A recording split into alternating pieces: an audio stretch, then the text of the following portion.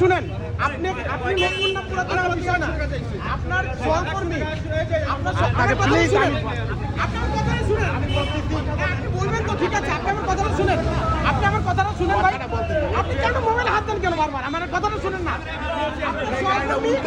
না না এই সাবজেক্ট বাদ, এই সাবজেক্ট বাদ, এই সাবজেক্টটা বাদ, কিন্তু আমি জানতে চাচ্ছি আপনার কাছে, আমি এই গাড়িটা চেক করতেছি, আপনি আমার কথাটা শুনেন, আমি জানতে চাচ্ছি আপনার সহকর্মী হাতে নাতে টাকা নিয়ে ধরে গেছে, আপনি কেন তার সুপারিশ করতেছেন? সুপারিশ করেন, আমি দেখতেছি, সুপারিশ কেন করতেছেন? আমি দেখতেছি ভাই, আমি দেখতেছি। বলেন সুপারিশ আপনি কি কাগজপত্র দিয়ে দেবেন?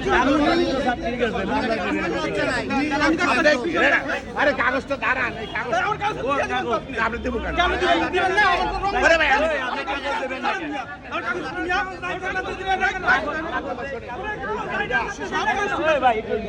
সব ঠিক আছে, সব ঠিক আছে, সব ঠিক আছে, সব ঠিক আছে। আমি তো একটা ডিস্ট্রিক্ট গাড়ি দিয়ে ঠিক আছে, সব ঠিক আছে। কোন কারণে উল্টো আসেনি, কাগজও ঠিক আছে, কোন কারণে এই মামলা দিতে চাইতেছে এটা বুঝান।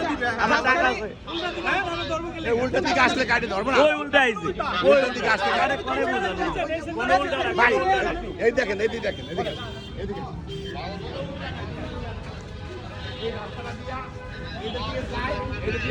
হ্যাঁ বুঝলাম। উনি এই গাড়িটা এইদিকে চলে আচ্ছা এটা না হয় বলেন, কিন্তু যিনি এই গাড়িটা টাকা আমি- নিয়ে ধরা খেয়েছে সাথে সাথে আপনি তার এগেইনস্টে কেন বলতেছেন যে আমি নতুন, আমি আমি নতুন? সেটা আপনার আমি আপনাকে এটা দেখতেছি, এটা আমি কর্তৃপক্ষকে জানাচ্ছি, এটা নিয়ে ই করে না ভাই প্লিজ। রং রোডে তো মামলা হয় চিকানিদের কাছে, রং রোডে তো মামলা হয়। না, না, রং রোডের মামলা, আমরা টাকা সহ ধরা পড়ছে, টাকা নিচ্ছে সেটা ধরা পড়ছে, আপনি রং রোডের মামলা তো না, রংর যদি হয় তাহলে তো মামলা দিবে। মামলা দেখ, এটা তো সমস্যা নাই, টাকা নিচ্ছে, টাকা দিয়ে সমাধান করছে, এটা কি বলবেন? এটা দেখছেন আপনি? যদি টাকা নিয়ে থাকে তাহলে অপরাধ করছে, অবশ্যই অপরাধ করছে। এটা তো রং রোডে এইখানে আছে, এই যে রং রোডে